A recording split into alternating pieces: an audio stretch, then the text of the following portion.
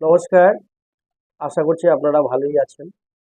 আজকে বলবো যে জুলাই মাসের মাঝামাঝি শনি মঙ্গল যে 60 ডিগ্রি কোণে সৃষ্টি হয়েছে, যোগ হয়েছে, সেই যোগে কোন কোন রাশির শুভ যোগ দৃষ্টি হবে সেই সম্বন্ধে দু চার কথা বলছি। 19শে জুলাই রবিবার রাত 11টা 37 মিনিটে সাহস, শক্তি, উদ্যমে কারক গ্রহ মঙ্গল এবং কর্ম ফলের ন্যায় প্রতীক শনি পরস্পরের সঙ্গে 60 ডিগ্রি কোণে অবস্থান করে একটি বিশেষ লাভ দৃষ্টি যোগ গঠন করবে।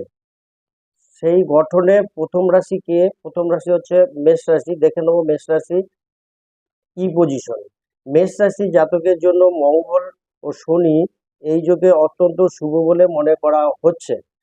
দাম্পত্য জীবনে শান্তি ও সুখ বৃদ্ধি পেতে পারে।